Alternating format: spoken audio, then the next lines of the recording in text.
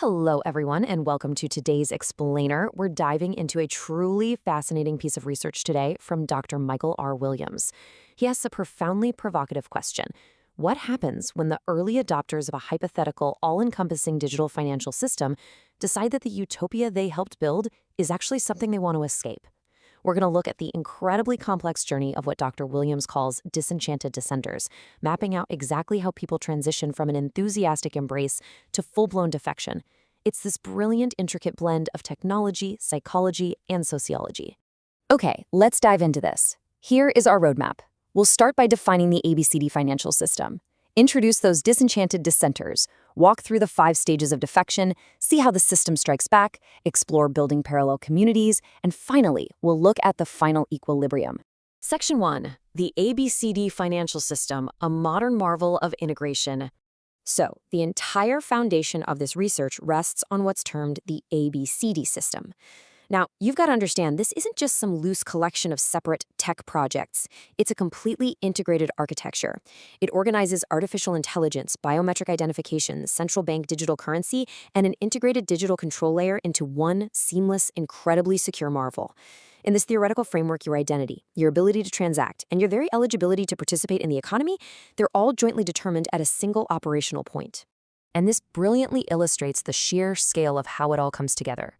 Those 4 pillars, the AI decisioning, the biometrics, the CBDC, and the digital control, they all funnel down into one unified financial control surface.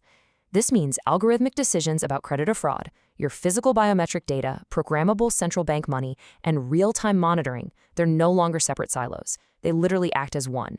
For the system's designers, this is the absolute pinnacle of security and efficiency. Section 2. The disenchanted dissenters. The system's biggest fans become its escapees. Dr. Williams makes a really vital distinction here between 2 distinct groups of people. On one hand, you've got the resistant remnant. These are the folks who simply refuse to participate from day one. They never opted in. But our focus is on the other group, the disenchanted dissenters. These were the early enthusiasts. They initially welcomed the ABCD system with open arms. But, after experiencing how it actually operates day to day, they realize that the exact same integration that gives them security also creates profound constraints. Because they initially tied their very identity to being these proud early adopters, leaving requires this massive, complex logistical and psychological journey, a journey that their resistant remnant completely bypassed. Section 3. 5 stages of defection, the psychological thriller of leaving the grid. Let's move to and see how this builds. Now, what's really interesting about this is that defection is never just a single spur-of-the-moment decision. It's not a light switch. It is a creeping, multi-stage progression. It's an entire trajectory. And according to the research, this whole process is grounded heavily in the sociological concepts of role exit and technology discontinuance. Let's walk through the exact anatomy of this exit. In stage 1, enthusiastic embrace, loyalty is high. The user is actively advocating for the system to their friends. But then comes stage 2, latent friction. Small annoyances or little privacy concerns start to accumulate, but the user rationalizes them away, right? Because they're just so invested. Then, bam, stage 3 hits. A tipping point event occurs that completely shatters that rationalization. This forces them right into stage 4, active reconsideration, where they deliberately start looking for alternatives outside the grid. And finally, stage 5, defection and reincorporation, where they actually operationally exit the system and have to rebuild their entire financial identity in a parallel community. So what exactly is that stage 3 tipping point event that pushes someone over the edge? Well, Dr. Williams neutrally categorizes 4 specific triggers. First, a privacy violation. Perhaps transactional records get revealed or biometric data is shared unexpectedly. Second, a service failure. Think sudden account freezes or completely denied transactions. Third are political and identity triggers, which happen when the system's enforcement mechanisms are deployed against a population that the user closely identifies with. And finally, gradual fatigue. In this case, there's no massive dramatic event. It's just a cumulative friction that slowly builds until it finally exceeds the user's breaking point. Section 4. The system strikes back. The retention apparatus.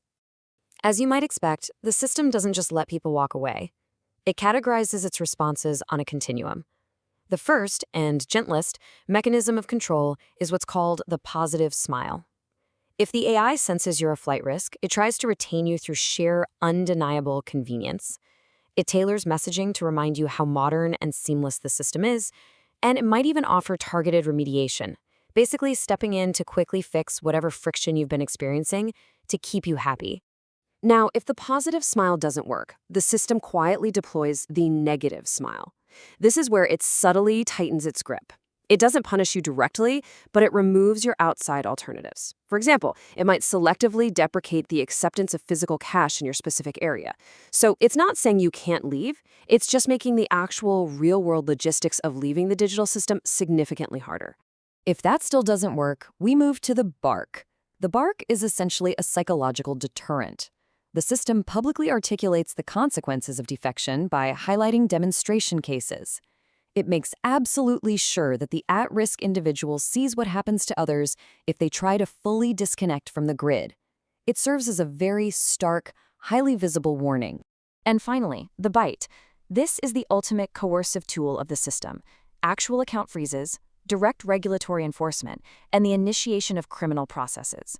Now, it's really important to note that the research impartially points out that the system reserves the bite almost exclusively for noncompliance within the highest risk segments. Why? Well, because overusing raw coercion against everyday users actually erodes the perceived legitimacy of the entire system for everyone else.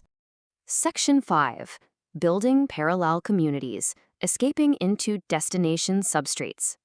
Escaping isn't like flipping a switch. Users have to meticulously build these bridging arrangements while they are still partially plugged into the system. This is a massive logistical effort. It includes relying on parallel payment rails, like cash or offline peer-to-peer transfers. They practice selective biometric opt-outs wherever they possibly can.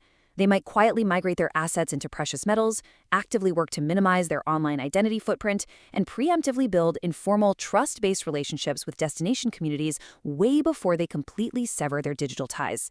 So the crucial point is that a successful defection is highly conditional. Dr. Williams created this pentagonal framework to map out the 5 determinants that dictate the final outcome. It's this incredibly delicate balance between the ABCD system's core design, the specific retention threats deployed against the user, the actual availability of parallel communities to absorb them, the resources the defector has at their personal disposal, and, of course, their own internal risk tolerance. All 5 of these forces jointly dictate if an exit will actually be successful or if they'll be pulled back in. Section 6. The Final Equilibrium, the macro-level outcome of a digital exodus. Despite the massive drama and the immense effort of the defection journey, at a macro level, the system ultimately remains utterly dominant. Roughly 75% of the population are stay, meaning they enthusiastically embrace the system and remain content. Another 13% are disillusioned but end up being retained by the system's friction. It's just too hard to leave. Our disenchanted dissenters, they actually only make up about 4% of the total population. The end result is a highly stable but entirely bifurcated society. You have a dominant mainstream living seamlessly on the integrated grid, existing right alongside a small, distinct minority operating completely in parallel communities. Which leaves us with this final, incredibly provocative thought. Is privacy-projecting design the only way for system operators to prevent this kind of digital exodus?